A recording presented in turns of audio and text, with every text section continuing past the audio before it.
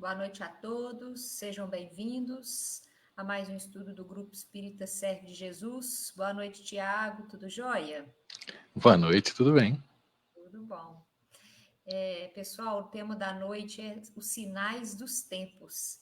E como de costume, nós vamos fazer uma leitura de harmonização inicial, enquanto o pessoal vai acessando aí, né? Nós vamos fazer aqui uma leitura do livro Pão Nosso. E o capítulo da noite é o de número 119, Ajuda Sempre. Mas Paulo respondeu: Que fazeis vós chorando e magoando-me o coração? Atos, capítulo 21, versículo 13. Constitui passagem das mais dramáticas nos Atos dos Apóstolos, aquela em que Paulo de Tarso se prepara à frente dos testemunhos que aguardavam em Jerusalém. Na alma heróica do lutador não paira qualquer sombra de hesitação. Seu espírito, como sempre, está pronto, mas os companheiros choram e se lastimam, e, do coração sensível e valoroso do batalhador do Evangelho, flui a indagação dolorosa. Não obstante a energia serena que lhe domina a organização vigorosa, Paulo sentia falta de amigos tão corajosos quanto ele mesmo. Os companheiros que o seguiam estavam sinceramente dispostos ao sacrifício. Entretanto, não sabiam manifestar os sentimentos da alma fiel. É que o pranto ou a lamentação jamais ajudam nos instantes de testemunho difícil. Quem chora ao lado de um amigo em posição perigosa desorganiza-lhe a resistência. Jesus chorou no horto, quando sozinho, mas em Jerusalém, sob o peso da cruz, roga às mulheres generosas que o amparavam a cessação das lágrimas angustiosas. Na alvorada da ressurreição, pede a Madalena esclareça o motivo de seu pranto junto a seu sepulcro. A lição é significativa para todo aprendiz. Se um ente amado permanece mais tempo sob a tempestade necessária, não te entregues a desesperos inúteis. A queixa não soluciona problemas. Ao invés de magoá-lo com soluços, aproxima-se dele e estende-lhe as mãos. E assim, Senhor, nas vibrações dessa leitura, pedimos aos amigos espirituais que auxiliem nosso facilitador da noite, para que ele possa trazer os ensinamentos a aclarar os nossos pensamentos. Que Jesus esteja conosco hoje, agora e sempre, que assim seja, graças a Deus. Assim seja. Isso aí, Tiago. Eu vou te deixar aqui à vontade. Então, vou colocar o PowerPoint aqui para você, né? E aí nós vamos até às 21, tá? Pessoal que tiver dúvida aí, pessoal, pode colocar aí no chat que o Tiago e eu estamos acompanhando, tá? E a gente passa para ele as perguntas aqui. Deixa eu projetar aqui, então. Fica à vontade aí, Tiago. Muito obrigado, Luciano. Uma boa noite a todos. Primeiramente, gostaria de externar, né, a minha felicidade com o convite para que hoje nós estivéssemos juntos, né, conversando um pouquinho sobre o Evangelho de Jesus, a visão do Espiritismo, e é um assunto muito interessante, os sinais dos tempos.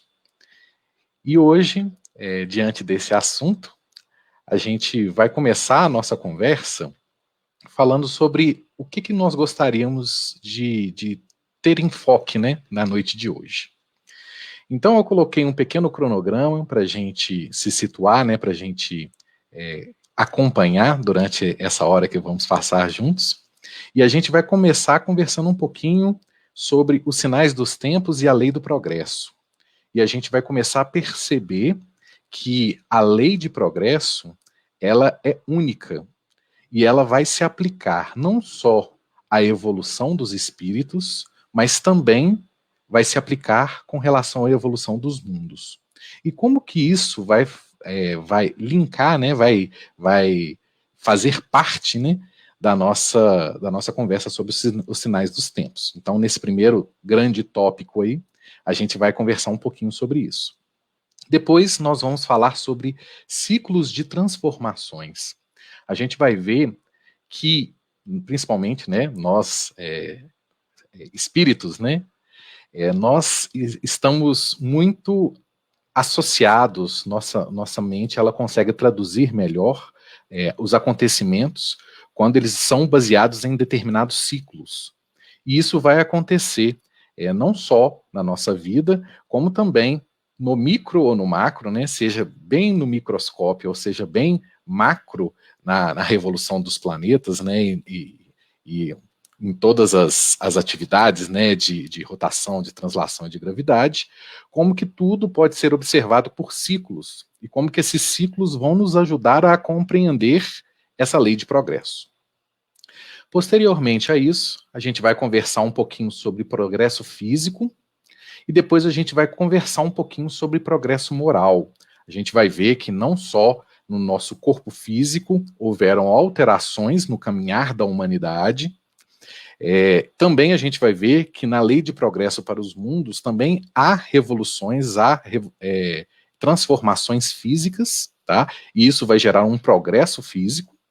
E a gente vai também falar de um progresso mais importante, né, que é o progresso moral, que também vai ser um tema-chave para a gente entender os sinais dos tempos. E posteriormente a isso, para finalizar e chegar a uma conclusão, né, a gente vai falar sobre a chegada dos tempos, né, e vamos tentar identificar, né, todos os sinais que estão nos vindo, né, desde a última hora, né, desde o século XIX até agora, e começar a entender que não existe nada de miraculoso nem de misticismo em cima desse tema.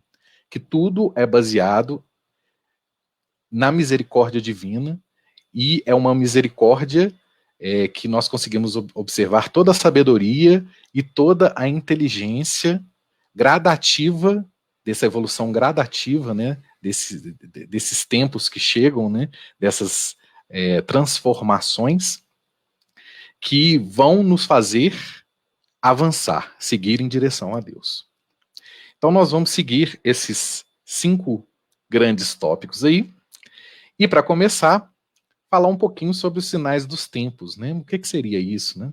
É uma expressão que indica para a gente que haverão indícios que apontam a proximidade de algo prodigioso, de algo extraordinário, de algo de grande admiração. Então, quando a gente cita essa expressão, né, os sinais dos tempos, nós estamos falando que acontecerão certos indícios antecipando algo extraordinário, algo grande, algo admirável que vai acontecer. Quando a gente pensa nessa frase e quando a gente começa a destrinchar, né, que realmente, quando a gente pega certas frases, né, certas palavras escritas na Bíblia, né, algumas ditas por Jesus, outras através de dupla vista, né, e premonições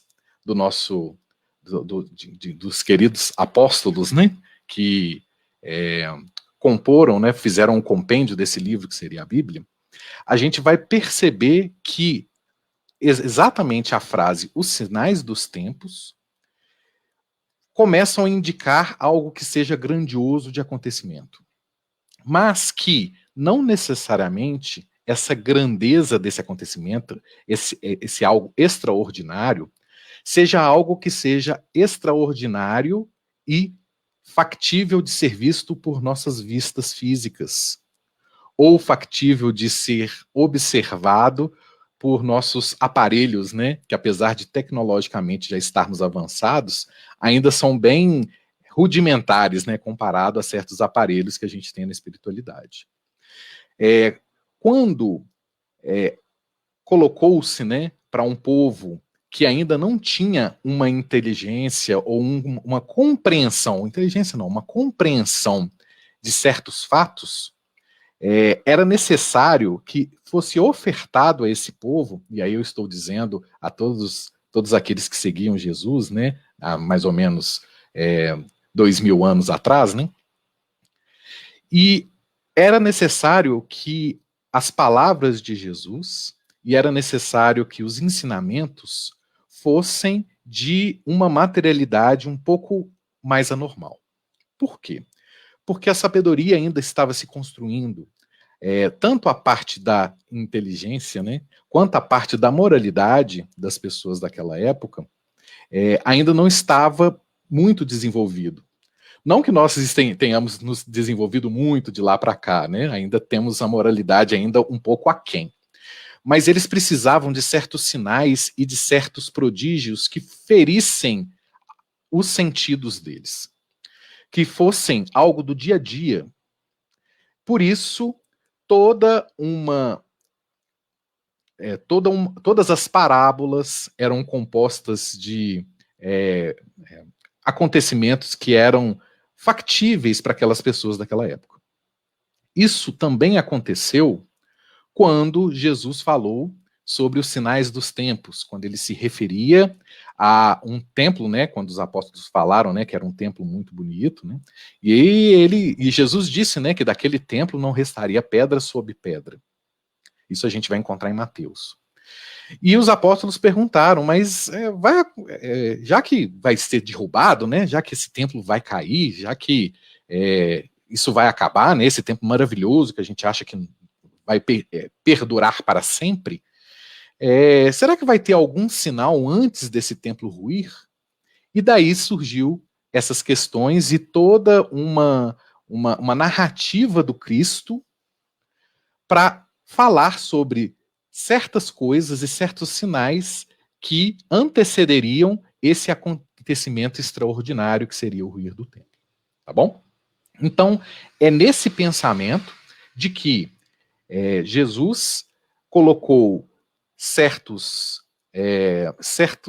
condimentos, né, dentro das palavras dele, para que as pessoas daquela época pudessem entender um pouco, pudessem colocar, né, com coisas do seu dia a dia, para que houvesse um enraizamento daquele ensinamento. Tá? Por isso que até hoje nós observamos narrativas de sinais dos tempos, através de diversas interpretações religiosas, uma carga de acontecimentos espetaculares, e às vezes acontecimentos que a gente bate o olho e fala assim, não, isso é muitíssimo improvável que aconteça. Isso provavelmente não vai acontecer. Porque as palavras, elas são carregadas com um peso para poder pintar como se estivesse pintando uma tela, para que as pessoas daquela época realmente conseguissem imaginar aquilo, ok? Então, esse pensamento que foi perdurando durante as gerações, ainda nós temos nas interpretações de diversas religiões, onde a gente vai analisar friamente, né, e ao pé da letra, alguns dizeres falando sobre os céus se abrirem, estrelas caírem e uma série de outros acontecimentos catastróficos, né, que nos remetem a um pensamento de final do mundo, né, um pensamento de destruição do mundo, mas que na verdade eram só alegorias utilizadas para homens que ainda não entendiam certas palavras e certas conotações mais sutis, ok? Então até hoje a gente tem esse resquício e a gente acha que vai sair voando um cavalo, vai vir um cavalo do céu, até coloquei aí os 4 cavaleiros do Apocalipse, né, remetendo ao Apocalipse de João, para a gente lembrar, né, que realmente, quando a gente fala da chegada dos tempos, né, de um acontecimento extraordinário, o que nos remete são coisas que nos ferem fisicamente, né, uma pessoa, um cavaleiro num cavalo voador, né, algo que viria assustador, né. Então, na verdade, é só uma alegoria e uma imagem para que se pintasse esse quadro, ok? Quando a gente começa a tentar entender e tentar racionalizar um pouco sobre as palavras do Cristo, as palavras de João, nós vamos começar a perceber que o Espiritismo, ele não traz nenhum misticismo sobre esse tema. Ele não leva em consideração, na verdade é levado em consideração porque é necessário para que nós entendamos, né? Mas a gente coloca uma série de... a gente coloca a nossa consciência, a nossa inteligência em cima disso, para poder separar o que é a alegoria feita e o que é algo que vai realmente ser um sinal dos tempos, ok? E quando a gente começa a conversar, né, e a gente começa a entender um pouco mais e ler alguns textos, né, espíritas, a gente começa a jogar esse misticismo, esse negócio de esses acontecimentos catastróficos um pouco de lado. Porque o Espiritismo vai mostrar para a gente que tudo não passa de uma sequência natural.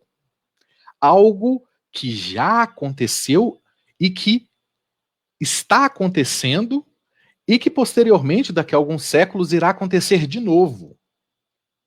E que é algo totalmente natural e dentro das leis divinas. E que essa sequência natural, ela está baseada, ou seja, ela está numa sedimentada, né, em cima de uma lei que nós conhecemos muito bem, que é a lei do progresso.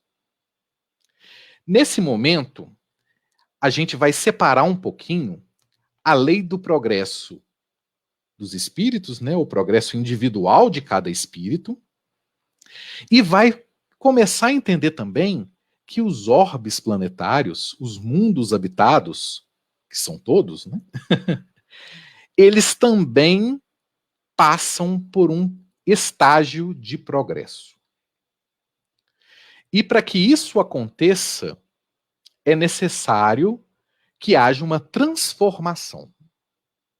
Às vezes essa transformação vem com uma crise, com uma dor.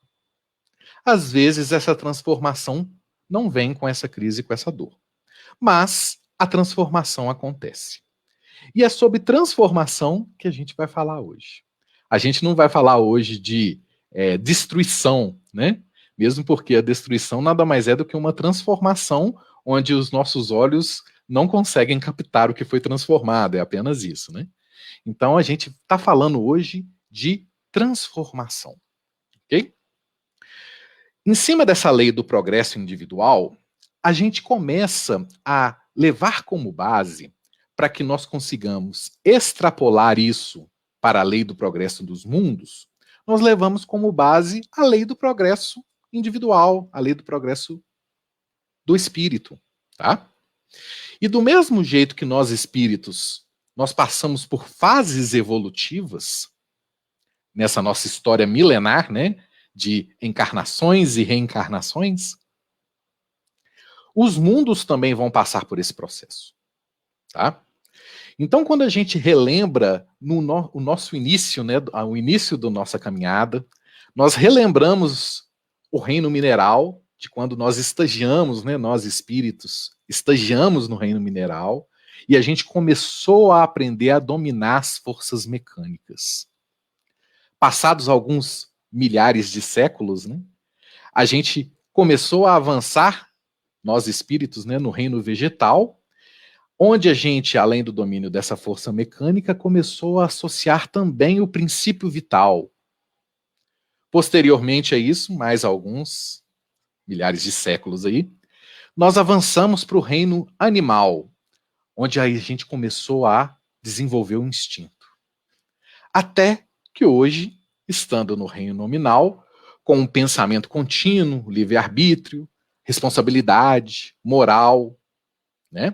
Tudo isso associado às capacidades, onde nós começamos a aurir essas capacidades lá no reino mineral. Passamos pelo vegetal, para o animal e o animal. Se nós fôssemos separar, né, essas fases evolutivas em ciclos, a gente poderia ver, passando durante alguns anos, né, e quando eu digo alguns, é alguns milhares, no reino mineral, passando pelo ciclo do reino vegetal, o ciclo do reino animal, o ciclo do reino nominal. O mesmo acontece com o nosso orbe, onde ele começa no estágio, né, de planeta primitivo, depois ele passa por uma transformação e chega a um patamar, né, a uma fase evolutiva de um planeta de provas e expiações. Depois ele passa por uma transformação e chega na fase evolutiva de planeta de regeneração, para depois passar por mais outra transformação e chegar na fase evolutiva do planeta ditoso, né, ou feliz. Então, quando a gente começa a colocar, né, o progresso evolutivo do indivíduo e do planeta, a gente vai ver que eles são parecidos, porque a base sedimentar da evolução dos dois é a mesma, que é o quê? A lei do progresso. Então, como eu disse a vocês, nosso globo terrestre está submetido a essa lei de progresso. E do mesmo jeito que anteriormente, lá atrás, ele passou por uma transformação, onde ele saiu do estágio primitivo do orbe terrestre, o orbe terrestre, né, saiu do estágio primitivo e foi para o estágio de provas e expiações, nós, nesse momento, e há mais de um século, né, que iniciou-se esse processo, estamos também fazendo parte dessa transformação. Agora, de provas e expiações para regeneração.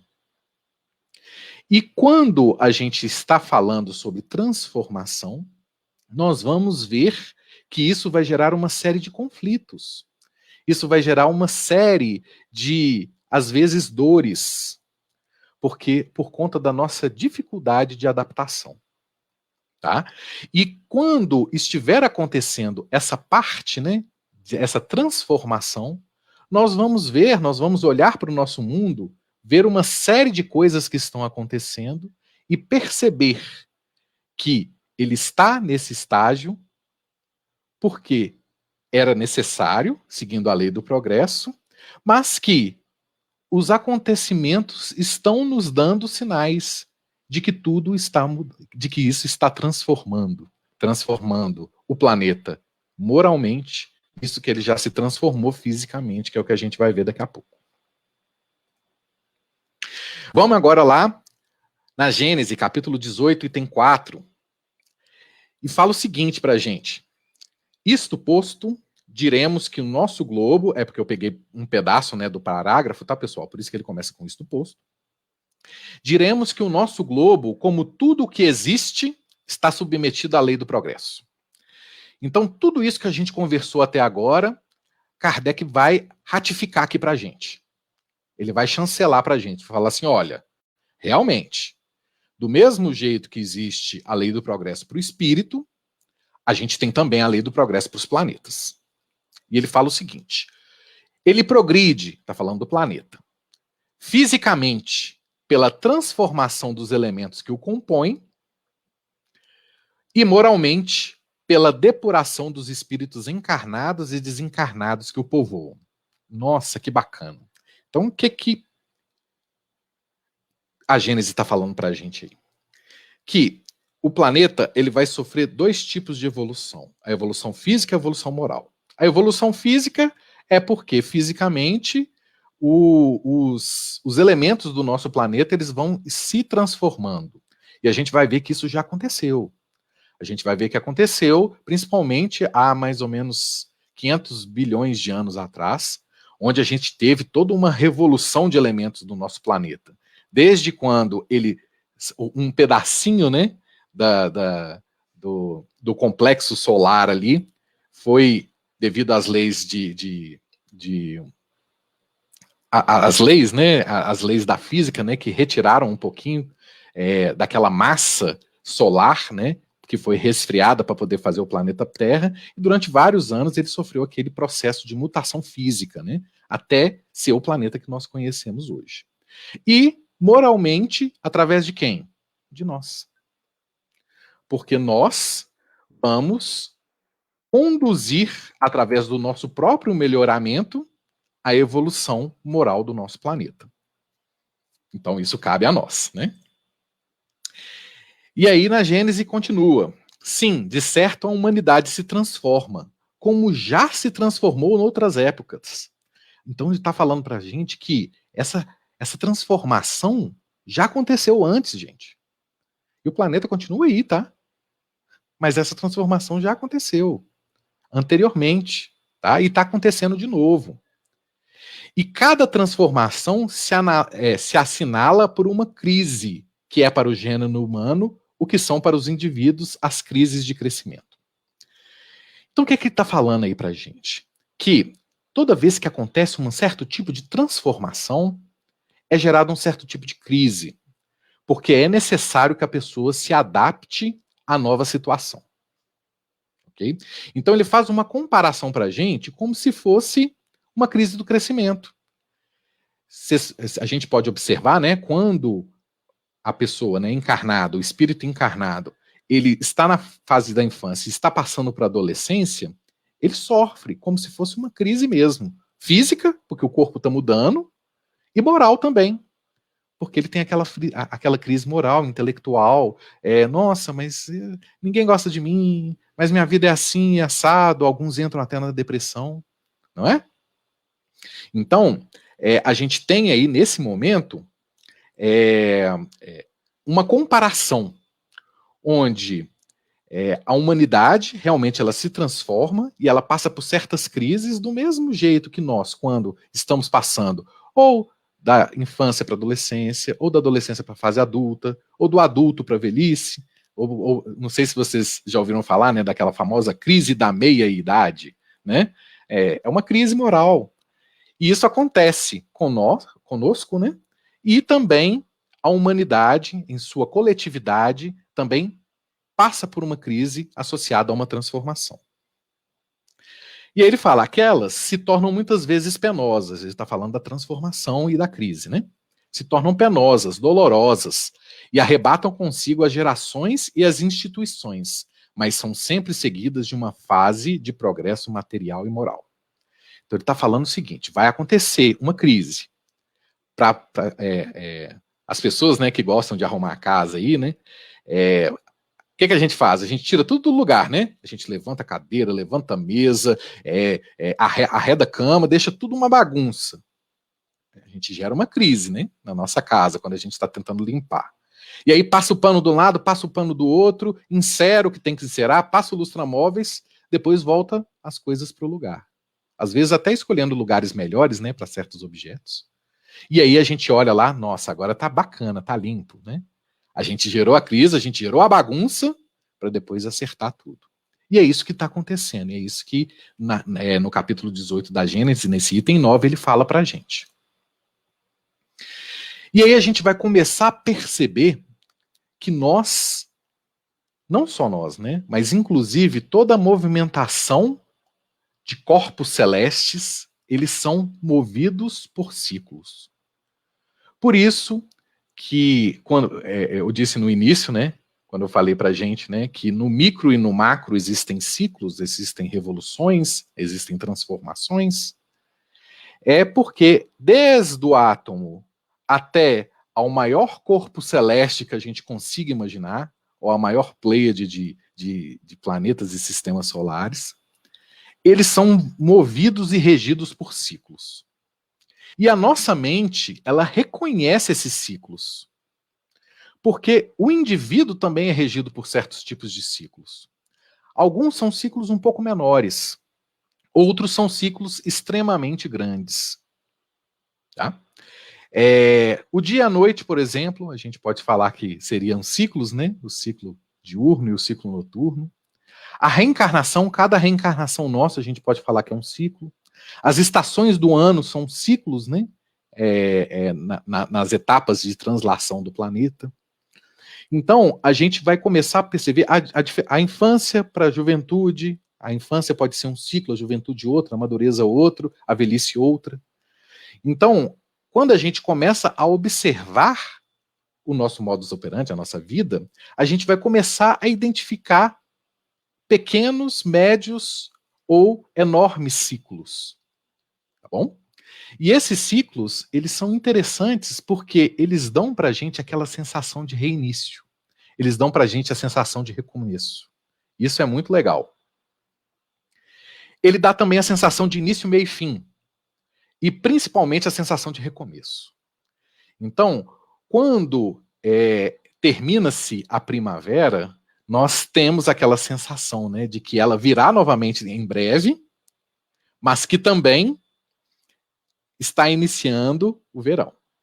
Então, essa sensação de reinício, né, de recomeço, de começar de novo, é muito importante para a psique também nossa, nossa, né, como espíritos, para que a gente sempre tenha aquela gana, aquela vontade e aquela sensação de que, independente do que aconteça, eu vou poder recomeçar. Tá bom? A gente sabe que o fim vai chegar, o fim daquele ciclo, né? Não o fim do espírito, né? Que a gente sabe que o espírito é imortal, mas o fim daquele ciclo, de certos ciclos, invariavelmente vão chegar. E vão dar a gente a chance de recomeço, de fazer diferente, esperar que as coisas sejam diferentes. Né? E quando a gente observa um determinado ciclo, a gente vai começar a perceber que, na maioria deles, né, se não for todos, a gente não consegue precisar o momento exato dessa transição entre um ciclo e outro. Tá? A gente percebe, a gente recebe sinais de que está chegando o próximo ciclo.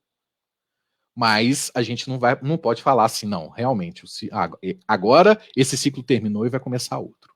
A gente não consegue prever isso. Vamos dar um exemplo aí, eu coloquei 3 grandes exemplos aí. É o pôr do sol, né? A gente vai conseguir delimitar exatamente a hora que o sol vai se pôr? Não. Né? Às vezes, mas a gente sabe mais ou menos, né? Quando começa a ficar escuro, o céu começa a ficar mais alaranjado, o sol já fica na metade no horizonte, a gente, opa, tá próximo. Vocês estão percebendo que a gente viu certos sinais? E falou, opa, o próximo ciclo, o ciclo da noite, está próximo. O inverno e o outono, né? Outono e inverno, aí a gente está vendo, né? Uma plantinha, né? Toda amarelinha, né? Toda rosada, né? Que está saindo do outono e já está vendo a neve caindo. Então a gente sabe que está num momento de transição, a gente percebeu os sinais. Poxa, as plantas ficaram, caíram as folhas, né? Tá ficando mais frio, começou a nevar. Não aqui, né? Porque aqui o nosso inverno está mais para verão do que para inverno. Mas em países onde as estações são bem definidas, mesmo assim a gente não vai falar, ó, na terça-feira vai começar o inverno. Não. Ou às 17 horas vai começar o inverno. Não. É algo gradativo. Né? O momento da concepção, né? O momento em que um espírito ele vem para poder tomar conta, né, do seu corpinho, né, seu novo corpinho. Os espíritos falam para a gente que o início, né, da encarnação começa na concepção. Mas e aí? E quando que termina? Será que a gente consegue definir exatamente o início da concepção? Não consegue. Então a gente não consegue precisar um momento. Mas a gente consegue perceber indícios de que aquilo está chegando. E é por isso que a gente fala que é os sinais dos acontecimentos, os sinais dos tempos. As mulheres, né, todo mês elas têm um ciclo. E às vezes elas não vão falar, não, é hoje, ou é amanhã, ou é daqui a 1 hora. Mas certos indícios vão começar a mostrar para elas. Opa, eu estou sentindo uma dorzinha de cabeça, meu abdômen está um pouquinho doendo, e aí elas já começam, eu tô achando que eu estou inchada. Vocês perceberam que já começou a ter certos sinais do ciclo de transformação que é a renovação dos óvulos, né? Que elas estão passando. Então, nós somos regidos por ciclos. E todo ciclo, quando ele vai encerrar para dar lugar a outro, ele começa a dar certos sinais, onde a gente não consegue precisar exatamente quando ele vai acontecer, mas a gente sabe que está chegando. Né? Então, como eu falei para vocês, né, todo encerramento de um ciclo, ele gera uma transição. E essa transição para o novo ciclo, quando ele é iniciado, a gente começa a perceber e a gente começa a receber certos sinais de que um ciclo está terminando e que outro está iniciando. E aí, quando encarnados, como eu já disse para vocês, né, a gente pode enxergar o ciclo da infância, da juventude, o ciclo da madureza, o ciclo da velhice. Então, quando a gente está na infância, a gente não dorme num dia pensando em videogame e acorda no outro querendo ser pai de família. Não é assim. É gradual, né? A gente vai amadurecendo, e aí a gente vai pegando certas responsabilidades, até chegar no momento da nossa juventude, depois na madureza, etc. Então a gente não define um momento, é agora, mas a gente percebe certos sinais e fala assim, opa, está chegando. Na Gênese fala pra gente que a transição, a transformação, principalmente entre um ciclo e outro, né, gera uma crise. Essa crise, ela também é uma crise física e moral. E por que acontece essa crise, né, gente? A gente pergunta, né, mas será que a gente tem que sofrer, né? Será que toda mudança de ciclo a gente tem que sofrer? Não necessariamente, tá? Mas essa crise, às vezes, ela é penosa pelo primeiro motivo. Porque mudar normalmente dói. A gente, quando a gente pensa e fala assim, nossa, vamos dar um exemplo aqui, nós vamos mudar de casa. A primeira coisa que vem na cabeça da gente é, nossa, mas que tanto de móvel que eu tenho, nossa, como é que vai ser difícil eu levar esses móveis para minha casa nova. Será que vai caber? E se for uma casa menor? E se for maior? Será que eu vou ter que comprar mais coisa? Quando a gente pensa na mudança, a gente normalmente pensa nos problemas. E o fato de nós já estarmos acostumados com certas atividades, às vezes que nem são tão boas, mas a rotina nos gera um certo tipo de segurança. E quando a gente fala para nós mesmos, né, que essa nossa rotina e que essa segurança vai ser abalada, a gente começa a sofrer. E é por isso, por esse sofrimento, mais exclusivamente, é que a mudança dói. A maior dor causada pela mudança é por conta da nossa resistência em mudar. Claro que mudar também dói, mas a nossa resistência em mudar é o que gera mais dor do que a própria mudança. Porque nós temos uma tendência neurológica de adaptação. Toda vez que a gente sofre um abalo, passa por uma transição, passa por uma transformação, a gente tem aquela tendência de tentar se adaptar novamente àquela nova circunstância. E quando a gente tenta se adaptar, se é algo que a gente não conhece, a gente tem que demandar mais energia para que a gente se adapte a essa mudança. Então eu coloquei um carro aí acelerando e um carro parando. Por que eu coloquei esse exemplo para a gente? Para a gente trabalhar um pouquinho essa parte de adaptação. Quando eu estou dentro do meu carro, eu estou num morro, né, Belo Horizonte, Minas Gerais como um todo, né, lotado de morro, né? E aí meu carro está parado. E agora eu entrei dentro do carro e eu quero subir o morro com o meu carro. O que eu vou fazer? Eu vou colocar a primeira marcha. Essa primeira marcha é a marcha que mais gasta gasolina, é a marcha mais forte do carro. Por quê? Para ele sair do estado cômodo dele de inércia, até ganhar uma certa velocidade, sobrepor, né, o aclive, né, que a gravidade está jogando ele para trás, ele está querendo ir para frente, ele vai demandar uma energia muito maior do que se eu já tivesse com o carro andando. Ou seja, a mudança, né, sair desse estado de inércia, né, a mudança, a transformação de estar parado para estar em movimento, necessita de uma energia muito grande.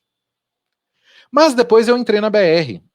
E aí eu cheguei na BR, coloquei a terceira, a quarta, a quinta marcha, eu estou a 120 por hora. Beleza. Precisei frear. Vocês perceberam que agora a transformação, a transição é ao contrário. Eu estou numa velocidade constante, que é o meu conforto, a minha rotina, é o que o carro está fazendo.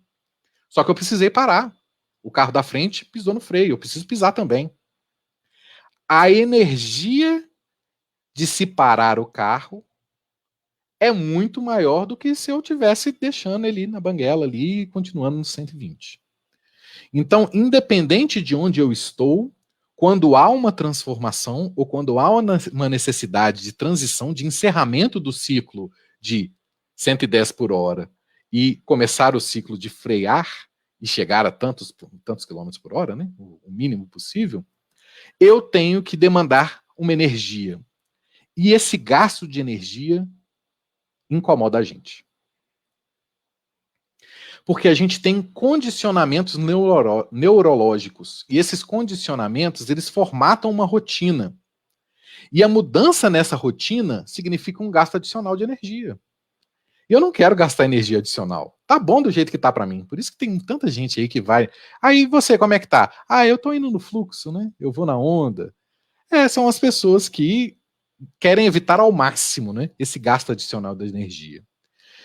Por que isso? Porque para que a gente se adapte novamente, a gente precisa de disciplina para acostumar com um novo estado. E quando a gente acostuma um novo estado, através da disciplina, a gente estabelece essa nova adaptação a uma mudança. Se a gente for lembrar, né, vamos supor que a gente esteja numa cozinha, né, e aí a gente mude todos os utensílios da cozinha.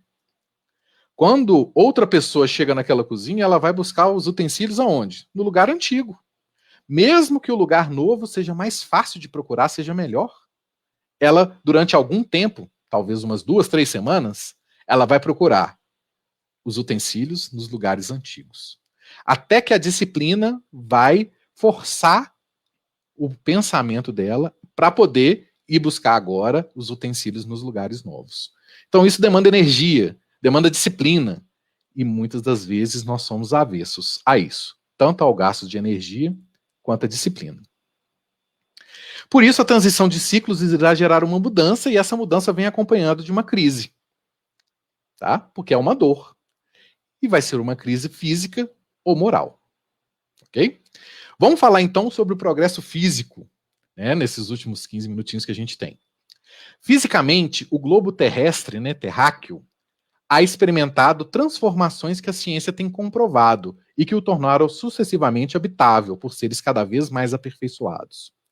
Então, quando a gente fala do progresso físico do nosso planeta, a gente tem, desde quando ele se desprendeu, né, daquela massa solar, né, e ficou com aquela revolução dos elementos há 5 bilhões de anos atrás, até de quando ele esfriou, gerou a Pangeia, né? A Pangeia foi se dividindo, formando os continentes, até passar pela Era do Gelo, e ele se resfriou totalmente.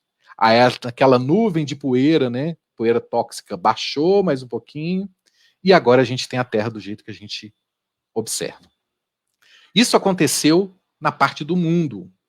Se a gente for pensar em nós como seres imortais, né, vindos e povoando o planeta, a gente vai perceber também que nós passamos por esse progresso físico, onde a gente, através da família simiesca, né, e fomos evoluindo para Pithecanthropus erectus, até chegar no Homo neanderthalis, depois passando para o Homo sapiens, até chegar no Homo sapiens sapiens que nós somos hoje.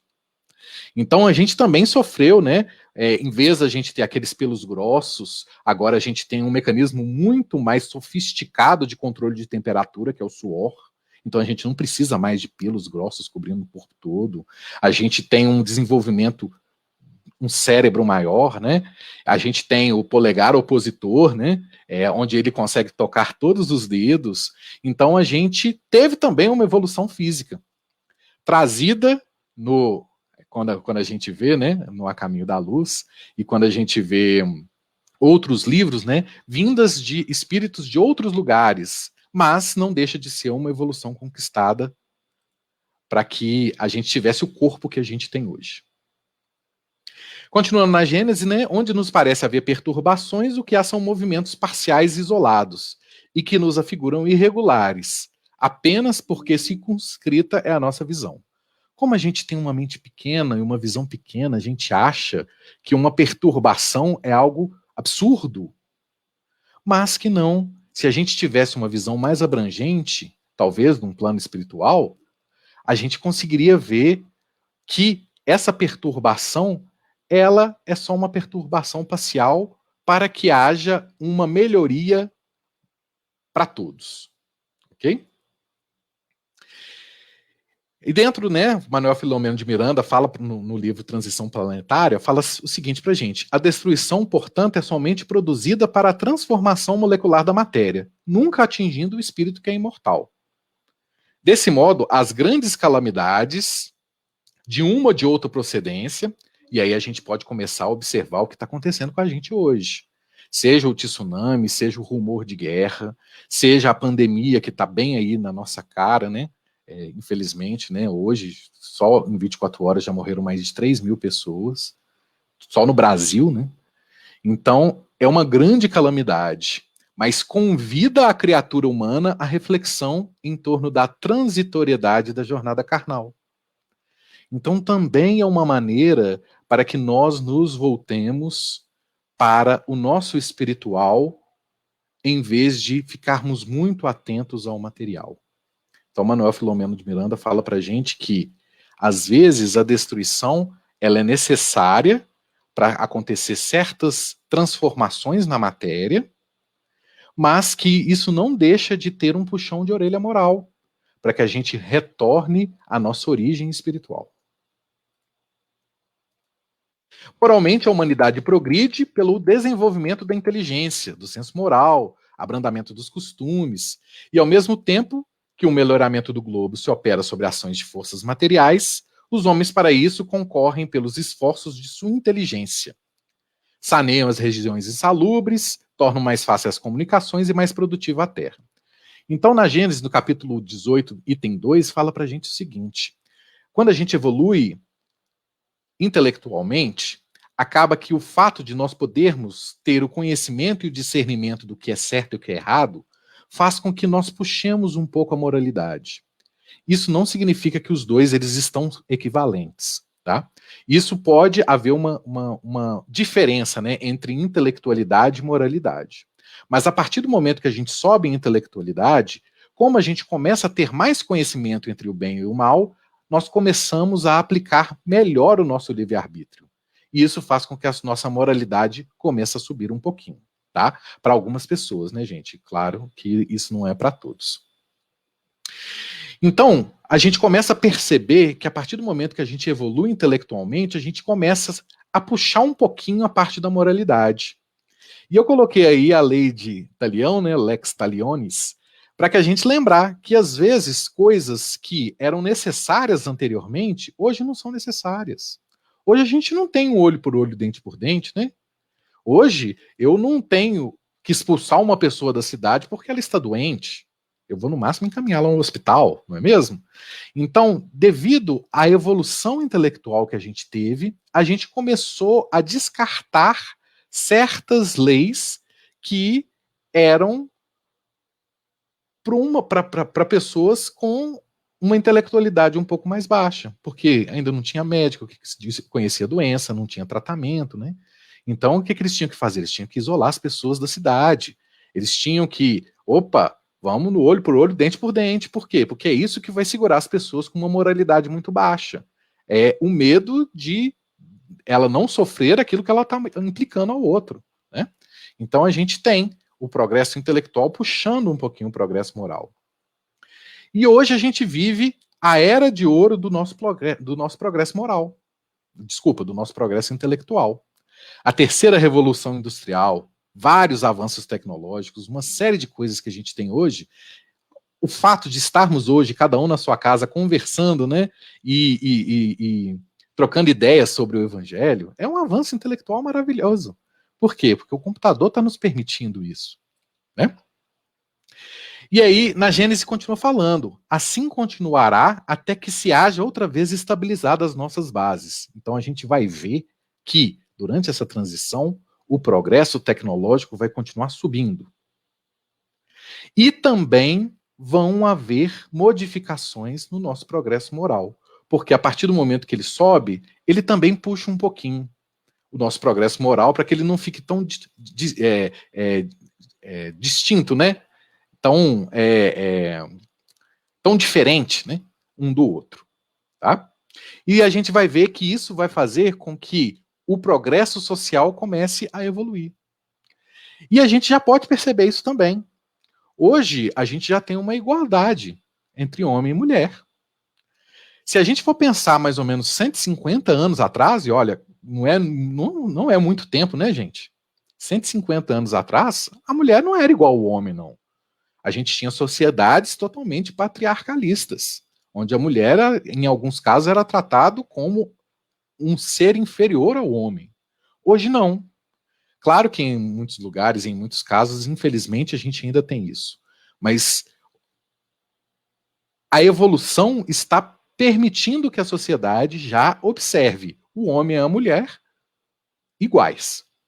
A mesma coisa com relação ao que chamam de raça, né? Porque, na verdade, a raça é humana, né? Todos somos humanos.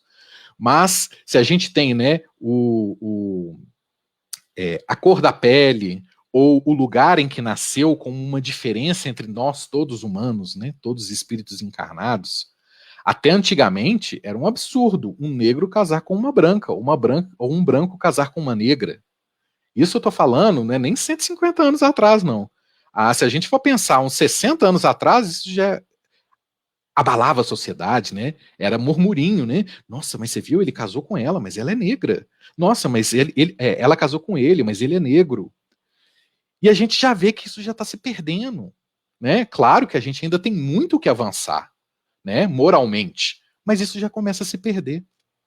Liberdade religiosa. Hoje a gente consegue professar a nossa religião, seja ela qual for. Antigamente não era assim, né? Antigamente, se você não fosse a religião adotada pelo Estado, você estava fora, não podia. E aí eu coloquei uma outra fotinho sobre o que a gente tem visto muito acontecer hoje, que também é uma parte do progresso moral, onde a gente tem essa alternância de gêneros, às vezes por cromossomos, né? Às vezes por conta de vontade da pessoa, que antigamente era um absurdo, e que hoje a gente já começa a perceber e a respeitar essa diversalidade. Então a gente está vendo que o progresso moral também está indo. Chegando agora no nossa última conversa, né? Nesses últimos minutinhos, a chegada dos tempos. A gente já observou que nós estamos passando e já passamos por muitos problemas. A gente ainda não consegue definir quando será que os tempos vão chegar, né? Quando será que esse momento de transição, de transformação do planeta, de provas e expiações para a regeneração, ele vai acontecer? 17 de junho de 2052? Claro que não. A gente não sabe a data. Porque do mesmo jeito que a gente não sabe quando o Sol vai se pôr, né, o horário exato, mas a gente consegue ver que está chegando, a gente também consegue perceber isso nessa nossa transição, nessa chegada dos tempos nossos, né? A Terra ela já passou pela fase da transformação física nos tempos primários, onde eu mostrei para vocês, desde a Era do Gelo até o que é hoje. E agora a sociedade ela está passando pela transformação moral. E é necessário que a gente observe cada vez mais temas polêmicos, às vezes dificuldades, né, às vezes tristezas, porque isso vai nos fazer chegar cada vez mais para o nosso lado espiritual. E vai fazer com que nós nos transformemos intimamente. E cada um se transformando intimamente vai contribuir para essa transformação coletiva da sociedade, que é uma transformação moral sempre para frente, né? Sempre para melhor. E nesse momento a gente começa a enxergar a sabedoria e a misericórdia de Deus. Porque numa transformação desse calibre, né, uma transformação de todo o mundo, não tem nada sendo feito para os cocos, não, gente. Tá tudo respeitando uma ordem definida. Tá tudo de acordo com o planejado. Às vezes a gente acha que as coisas estão vindo por acaso ou pelo caos, né? Não, tá tudo planejado, já tá tudo estruturado. E há 2000 anos atrás, Jesus já falou para gente: olha, vocês vão ver uma série de sinais. Vocês vão ver uma série de acontecimentos. Mas não se preocupem, porque está tudo planejado, de acordo com uma lei imutável de Deus, que é a lei do progresso. Isso vai acontecer. Manuel Filomeno de Miranda, na Transição Planetária, fala pra gente, né? Não é a primeira vez que o mundo recebe viajores de outras moradas. Estão vindo gente do mundo espiritual à torta e à direita para cá, reencarnando, para ajudar na transformação do orbe. Porque moralmente eles vão vir para somar, para poder agilizar essa transformação. E aí o Manuel Filomeno de Miranda fala para a gente o seguinte, não é a primeira vez que isso acontece, não, que vem gente de outros orbes, que vem espíritos com uma envergadura moral muito grande, atendendo à solicitação de Jesus Cristo, que nós estamos passando pela fase de transição. Igual aconteceu no passado, durante a transição das formas, quando o pessoal da constelação de Cocheiro, pessoal de Capela, aí citando os livros Exilados de Capela, veio para cá, porque já não comportava na moralidade do orbe, né, na estrela de Capela, e veio para cá e trouxeram perispíritos mais aprimorados, que geraram corpos mais aprimorados, trouxeram um conhecimento de astronomia enorme, trouxeram um conhecimento de organização de sociedade, trouxeram um conhecimento de Deus único, aí falando dos egípcios, dos indianos, falando também dos judeus, né? Que trouxeram um monte de coisa pra gente. Então, do mesmo jeito que eles vieram anteriormente, agora também estão chegando gente, nesse momento de transformação. Porque através de espíritos mais desenvolvidos, vindos de orbes superiores, eles vão povoar a Terra. E é como se fossem estrelas vindas do céu. No Apocalipse 6,13, né, fala que os céus cairão sobre a terra como que uma figueira lança de si os seus figos verdes, abalada por um vento forte. É como se estivessem caindo estrelas aqui na terra. Eles estão vindo. Os espíritos de uma envergadura moral muito grande estão voltando a reencarnar aqui na terra para que nos ajudem a passar por esse momento de transição, contribuindo com a moralidade que lhes é característica, com a inteligência que lhes é característica. Quando houve uma encarnação em massa de espíritos assim, a gente pode observar os filósofos da Grécia. Encarnaram 3, 4, 5 apenas, né? Claro que vários outros que a gente não consegue contar, mas vamos dizer os 5 mais proeminentes encarnaram. E o que aconteceu? Houve um salto no mundo, na parte da filosofia, na parte da coletividade, né? Na parte da organização social, houve um salto. E o mesmo está acontecendo aqui de novo. Os nossos anjos, né? Nossos filhos, sobrinhos, netos, né? Essa leva de espíritos que estão reencarnando, eles estão vindo para nos ajudar a passar por essa transformação. E é por isso que nós observamos, não só através da reencarnação desses espíritos, mas através de todas as revoluções sociais, revoluções físicas que já aconteceram, revoluções da nossa sociedade, para que o mundo se transforme, para que as pessoas se sintam mais felizes, para que as pessoas, apesar de tudo que está acontecendo, elas possam se apoiar, mesmo diante de uma grande crise. Elas possam se apoiar, elas possam dar as mãos para que juntas, se transformando interiormente, possam transformar toda a sociedade ao nosso redor. Eles estão trazendo mais desenvolvimento intelectuais, mais desenvolvimentos morais.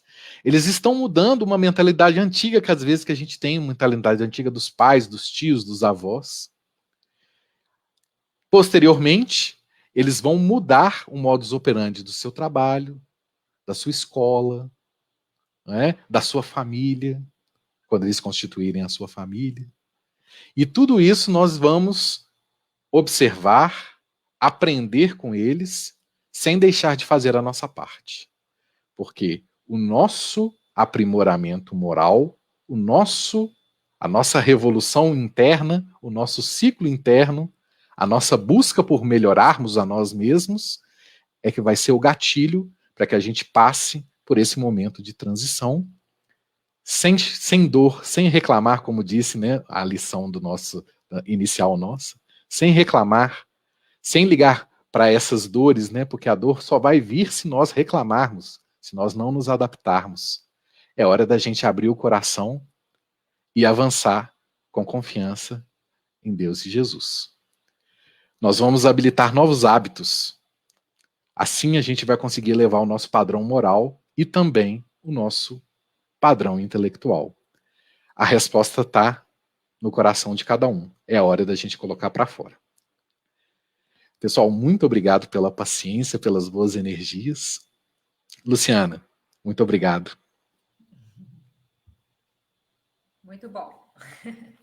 Chegamos ao final aí, né, Tiago? Eu vou aproveitar para já deixar os recados aí para o pessoal. No próximo domingo agora, o tema do nosso estudo vai ser o espírito imundo que volta à casa, né? Tem a ver com a questão da obsessão, da assistência espiritual e outros aspectos. Estão todos convidados. E nós vamos partindo agora para a reunião, para a prece final.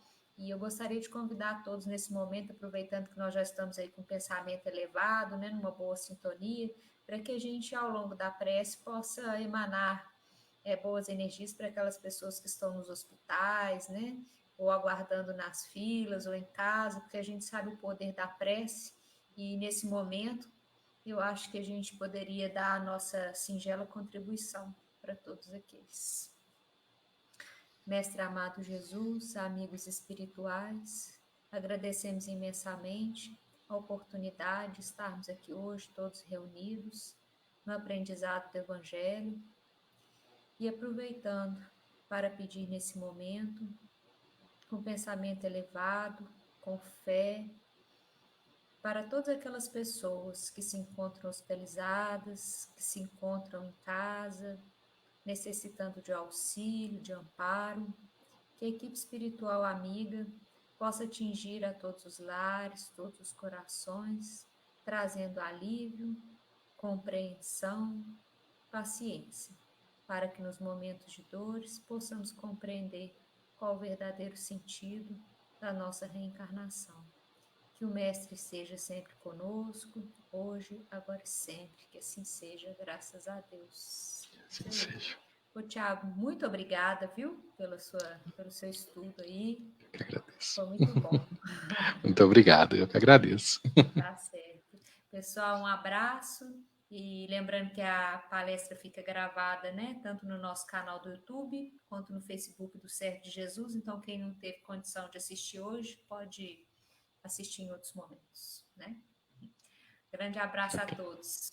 Bom resto de semana para você aí, Thiago. Muito obrigado. Um abraço. Outro.